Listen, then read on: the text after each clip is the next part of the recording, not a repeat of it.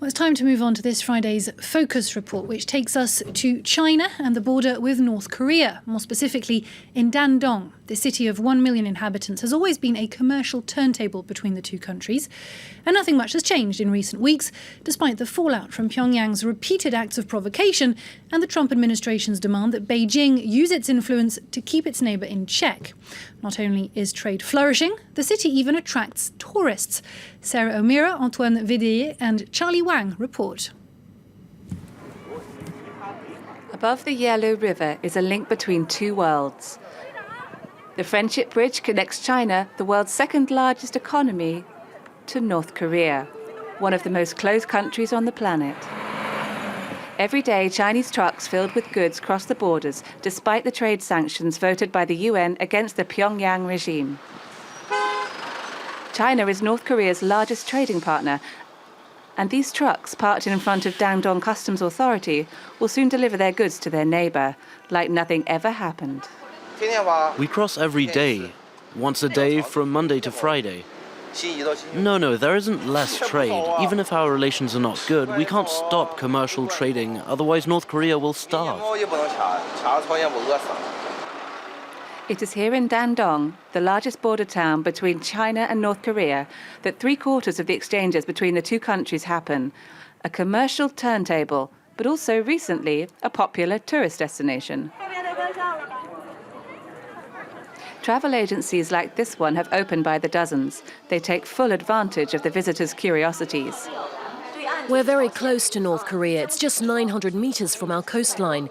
So tourists come here to get an experience of Korea as they see it as a mysterious country. Thousands come every year to contemplate from afar their turbulent neighbour. Some people are worried about the spread of missiles on the other side of the border. They come here to experience the great thrill. Of course I'm worried. War is horrible. If they fire a missile at one of the border towns, then this town will disappear. China cannot protect itself from nuclear war. Some push the experience even further. For about £10, these tourists can live on the waters of the Burloux River and have an exceptional cruise. We'll soon be approaching North Korea. If you want to see people or look at things on the banks, you can rent binoculars at the front of the boat. What these tourists came to see closely is the misery experienced by their North Korean neighbours. The message broadcast by the loudspeakers of the boat insists on it. North Korea has remained frozen in the past. On the right, you can see a North Korean kolkhoz. Look, they plough the field with an ox, whereas in China, everything's mechanized now. Look at their tractors. We used those in the 50s, and they still have them today.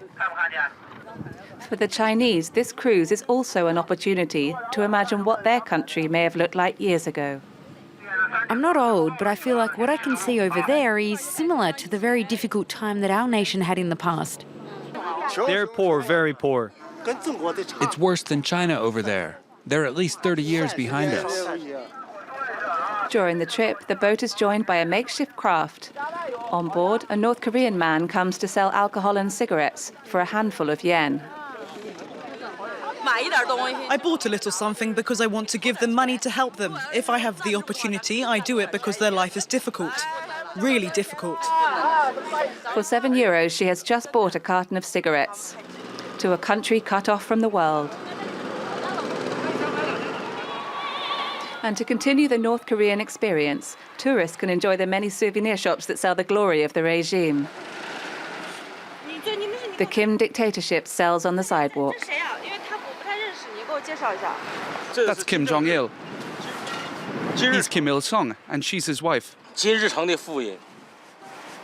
These stamp books, he swears, sell like hotcakes. It sells well, especially for collectors. It is a bad little country, but they make nice stamps. And when tourists are in Dandong, so close to the Korean border, they are forced to buy souvenirs. Dandong is North Korea's little China. Pyongyang even sends these young girls, selected by the regime, to perform in the restaurants of the city and to serve as propaganda. Inside, filming is forbidden. We shoot discreetly. It's also forbidden to talk to waitresses. Are you all North Koreans here? Where are you from? How long have you been here? 3 years? 3 years. Do you often return to North Korea? Do you not miss it? These women have all been ordered to remain discreet.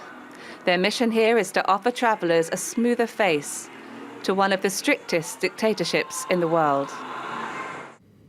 Well, for more on this, let's cross to our guest, political analyst and Asia specialist Pascal Deye-Burgeon, who joins us from Brussels.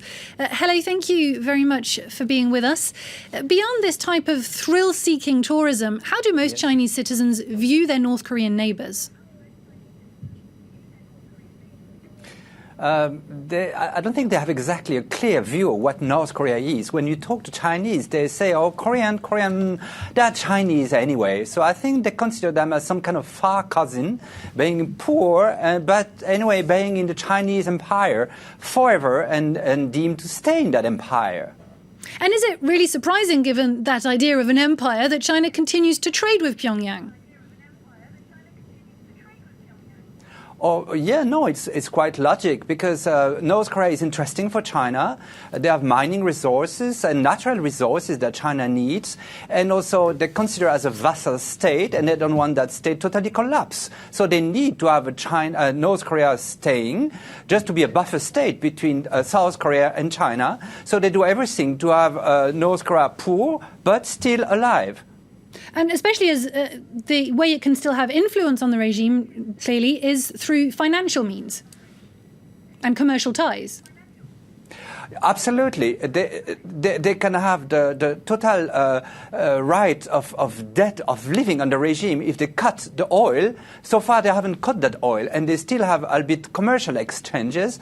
And they need also politically, I told you, they need a buffer state, so they need the regime stays and survive. So they do everything for that. They don't want North Korea being very rich and very powerful. They want to be just weak but alive to stay between South Korea and them. So has Trump's handling of the North Korean issue had any significant impact on how China addresses it? I don't think so, because for China, North Korea is strategic. What Trump is doing for the moment is purely tactical. He wants to influence, for the moment, the policy of China on North Korea. But China considers things with a lot of range of time. It has a millenary or century perspective. So China, for the moment, is just waiting to see what Trump wants, but anyway, they will never change their policy. For them, North Korea belongs to the empire, and it always stay like this. So whatever the Americans are doing, it doesn't have to change. So they are just waiting. What is Trump is doing, and well, anyway, this is just a short crisis, and we will overcome it in the coming month. And has China secured anything from the US in exchange for its role as go-between? I think that the deal was about the problem of the currency problem between the yen and the dollar. When he was elected, President Trump says, I have to change that correspondence between the yen and the dollar. But now he changed that. He said, no, finally it's perfect. Yen and dollar are okay. But for that, you have to give a bit pressure on North Korea. So Chinese say, okay, let's give a bit pressure. We for the moment, we cut the possibility for North Korea to export coal in China. But in a couple of months, everything will be finished and will go like usual. So as you've been telling us, Pyongyang isn't really an issue for China. It's perhaps the bigger problem Washington and the new Trump administration.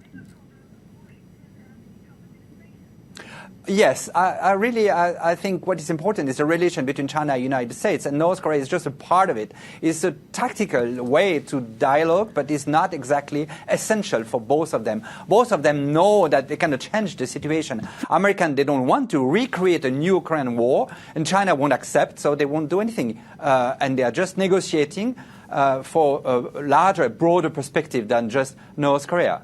And how might this week's election in South Korea make a difference to the recently rekindled regional tensions, do you think?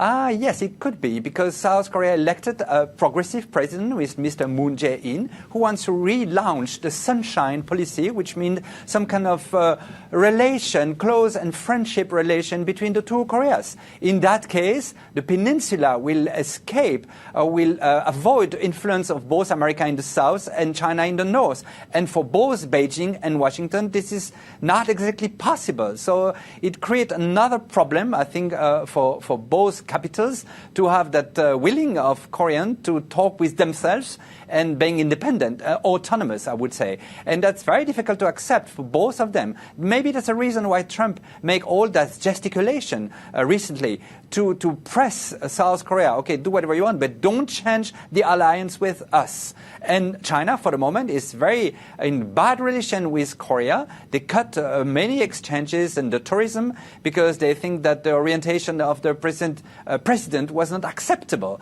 So I think it will change quite a bit the election of Moon Jae-in in the region. Pascal Daillé-Burgeon, thank you very much for having spoken to us on France 24. Thank you.